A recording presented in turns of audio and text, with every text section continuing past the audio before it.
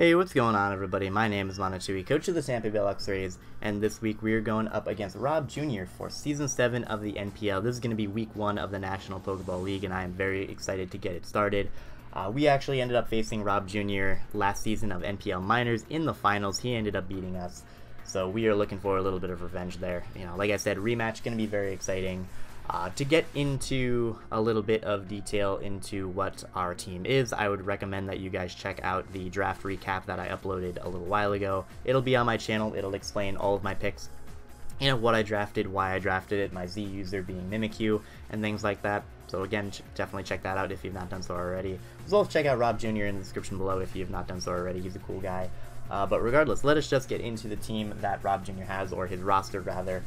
Rob has the potential to bring his Victini, his Thundurus Incarnate, which is his Demon, Scizor, Hippowdon, Roserade, Jellicent, Florges, Azelf, Primeape, Zweilous, and Mega Sharpedo. So, very scary roster he's got going on there. Definitely some notable threats. Victini is always a problem, even though I do have some good checks to it on my roster. It's still going to be an issue if it comes, just because it's a Victini. Thundurus Incarnate with Z moves is terrifying. Versus my team without Z moves, it's terrifying. With Z moves, it's even bigger of a problem. Scizor can be a big issue. If it's SD Scizor, I only have one really good response to that, and you'll see it in a little bit. Then we have Mega Sharpedo as probably the biggest threat to my team. I have one switch-in being my Ferrothorn to that thing, and if that thing gets whittled, it just kind of wrecks through my entire team. Crunch, Waterfall, Psychic Fangs is all it really needs, and there is no restriction to protect when it comes to Mega Sharpedo. So when it comes to not Mega Evolving his Sharpedo, so he can keep it in regular form as long as he wants, get as many speed boosts as he can, and then proceed to try and sweep through my team. That's very scary. I'm gonna have to find ways to deal with that. But regardless, I believe I have built a team of 6 that will be able to take on whatever team of 6 he decides to bring. So without further ado, let us just get into the team. As you can see, we're starting off with a Choice Scarf Tyranitar. Scarf T-Tar is very big versus his team, because I'll be able to outspeed everything on it, as well as the, including the Thundurus Incarnate and the Azelf. Stone Edge, Crunch, and Pursuit are pretty much all I need for his team. I was debating bringing Fire Punch so that I can hit the Scizor, but I wanted Toxic a little bit more than that, and the reason why we have Toxic is so that we can hit the Hippowdon on switch-in, so that it makes it easier for things like my Mega Lopunny to sweep later on, or even for my Scarf Tyranitar to possibly sweep later on. As you can see, it hits his Victini, Thundurus, and Jellicent super effectively, as well as the Azelf. We do a lot of damage to Sharpedo. If he does not have any speed boosts up, I will be able to outspeed that thing and get a lot of damage off onto it with Stone Edge, which is very nice.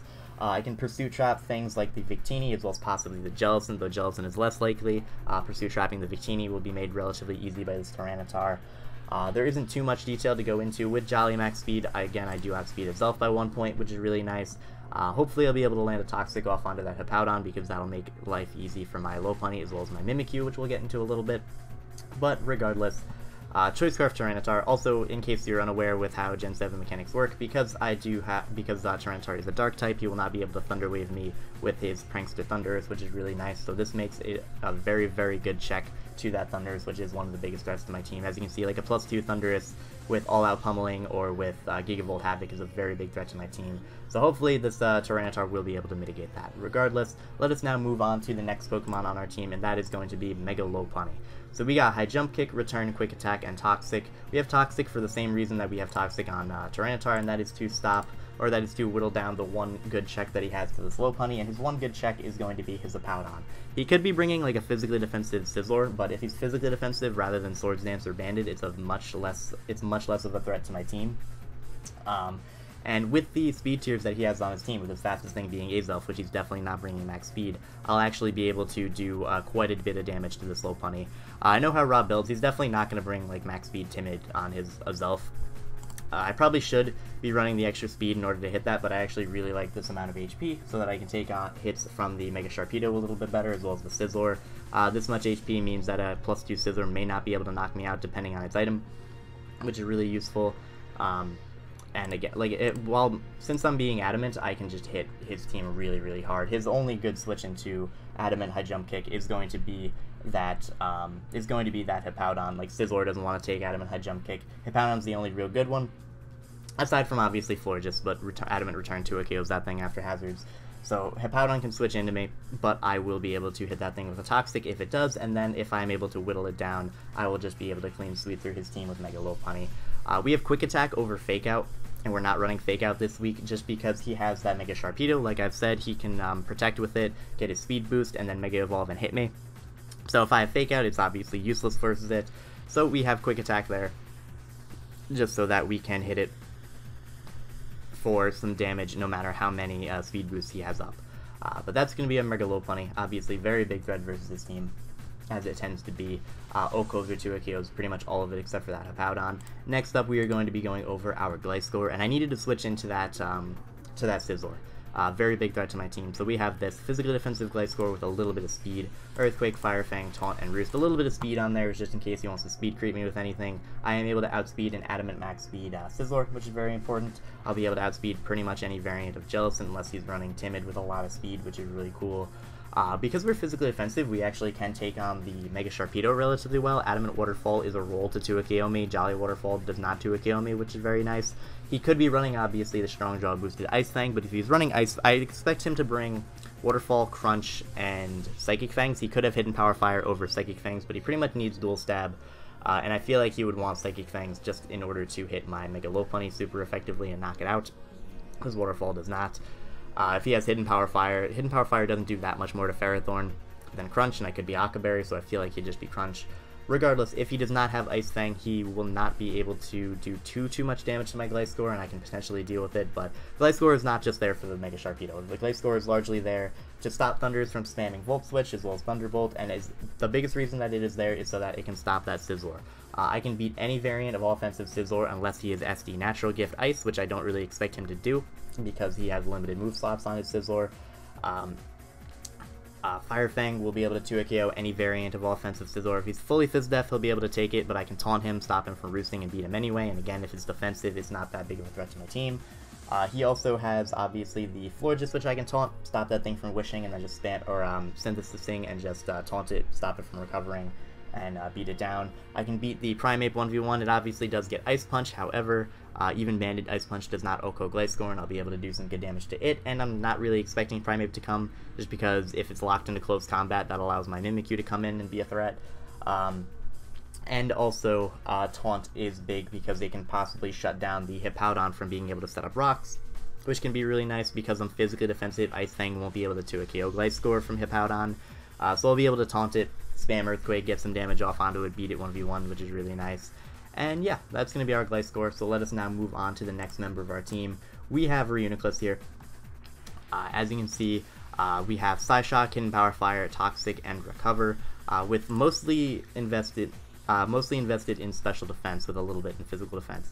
The special defense we have here is so that we can take on the Thundurus as best as we can. If he is a Life Orb Thundurus, he will not be able to 2-KO me with Thunderbolt. If he's Z, that's a bigger problem, but if he's Z Thundurus, then nothing on my team takes the hit. I feel like he might want to be like, because I have the two, obviously, things that are weak to fighting, I feel like he would rather be all-out pummeling in order to deal with my my Ferrothorn as well as my Tyranitar, as to not have to rely on Focus Blast fully. If he's Gigavolt Havoc, that is a problem, obviously, but if he's all-out pummeling, it's not as big of a deal because my Ferrothorn will be able to wall it. If he's Nasty Plot, I'll be able to take a +2 non-boosted, non-boosting item Thunderbolt, which is really nice, and hit that thing with a Psyshock. We're also running Toxic on this. Same reason that we're running Toxic on everything else. Can hit the Victini, wear it down, can hit the Sharpedo, wear it down, so that I can switch into my Ferrothorn and get even more chip damage off onto it to put in range of Quick Attack from Lopunny. Toxic on it can hit the Jellicent, hit the Florges. You know, if you know how I build, you know that I like to run Toxic on a lot of different things. And then we obviously have Recover for that immediate recovery. We're also running Regenerator over Magic Guard just so that I can switch into hits and more be a pivot than a wall. Because I can switch Reuniclus into Thundurus, take a hit, take like a +2 hit, go for Psyshock, and then switch out appropriately into possibly something like my T-Tar that can take a +2 Thunderbolt. We also obviously, as you can see, have Hidden Power Fire. That's just so that I can hit the Scizor and possibly get a 2-KO or Oko onto that thing, which is going to be very nice. Scizor, again, big threat, so if he sees Toxic, he might be like, oh, he has Psyshock Focus Blast, so he can't knock out my Scizor, and he'll go out into that. But I have Hidden Power Fire instead, and I can hit that Scizor for 4 times super effective damage and be able to knock that thing out. Obviously, I don't have a move to hit Ferrothorn, or I don't have a move to hit Mega Sharpedo, but I highly doubt he's ever risking Mega Sharpedo by hard going into it on my Reuniclus, and I do have my Ferrothorn for that Sharpedo anyway, so he's kind of forced to go for Crunch versus me anyway, and I can go into Sharpedo. eat that up, get a lot of chip damage off onto him. Though if he is more aggressive and hard switches into Sharpedo on a Psyshock or Hidden Power Fire, that's going to be a pretty big problem. But if I do predict it to come in and I go for a Toxic, then that'll be really nice for me, just because I'll be able to whittle it down with the Hazard's damage, with him going for his own Protect, trying to stall out, or trying to get himself some boosts in speed. So I feel like Toxic also, obviously, Toxic misses less often than Focus Blast, which is really nice. And that is why we have that. So without further ado, let us now just go into our Mimikyu. We have Play Rough, Shadow Claw, Shadow Sneak, Swords Dance with the Fairy MZ, and obviously the Disguise. As you can see, we are Max Attack Adamant with a lot of HP investment. With the Disguise, I feel more comfortable being able to run more HP and less speed, because even though things like his Rose Raid will be able to outspeed me, his Florges could potentially outspeed me, though I don't think it will. I'll be able to take hits from those things and be able to hit them with very powerful attacks. The Rose Raid in particular, as long as I get a little bit of damage off onto it, I can knock it out with +2 Shadow Sneak, which is really nice. I made sure that I outspeed a max speed Jolly Sizzler. I don't think he's going to be bringing Jolly Sizzler, but just in case, I will be able to outspeed it with this thing. Obviously he has Bullet Punch, but the fact that he does get Bullet Punch is largely the reason why I have so much HP, because if he is an uninvested Sizzler in attack, I will be able to take a Bullet Punch from it, which is really nice, and be able to hit that thing with a Shadow Claw. Obviously, if he is bulky, I'm not going to be doing a lot of damage to it with Shadow Claw anyway, but it'll be very nice to know that information. With the Adamant Nature and the Twinkle Tackle with Play Rough, at +2, I will be able to knock out Hippowdon after a little bit of chip damage. He could be fully physically defensive, but I feel like he would rather be a little bit mixed, just so that he can take on like my Runeclips a little bit better, because obviously I could be running Psyche on that. If he's fully physically defensive, I'll still be able to do a lot of damage with +2 Twinkle Tackle, and the thing is, with a little bit of chip damage, if I can knock him out with that Twinkle Tackle, that's going to be really nice for me, because that is his Lopunny check on, that's his Tyranitar check on, and I will be able to, that's even his Mimikyu check on, because the Hippowdon is the best thing he has for Mimikyu aside from Sizzler, and if he's an offensive Sizzler, he's not going to be switching into that immediately. He's going to be switching into his Hippowdon, maybe try and get up rocks, obviously try and deal with my Mimikyu, but if I am at +2, if the Hippowdon comes in at slightly less than full HP, I'll be able to hit that thing very, very hard and be able to deal with him, and be able to deal with the rest of his team accordingly. Again, I could end up regretting not having a lot of speed onto this thing, but I don't think I will. I think Shadow Sneak is enough to hit the things that outspeed me anyway, and the things that don't outspeed me, I'll just be hitting that much harder, and I'll be able to take hits from them that much better.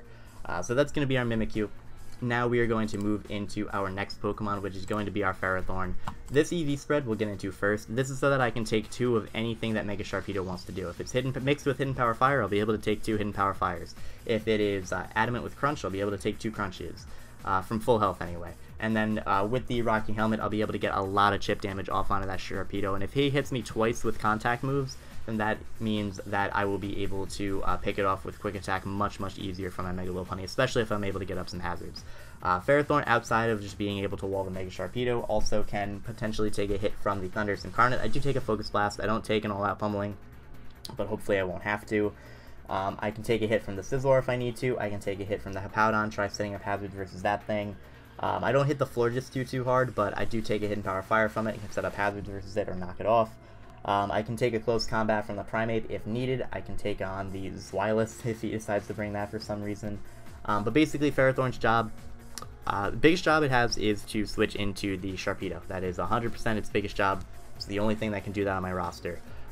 Even Toxapex, if it has Psychic Fangs, it will not be able to deal with Sharpedo.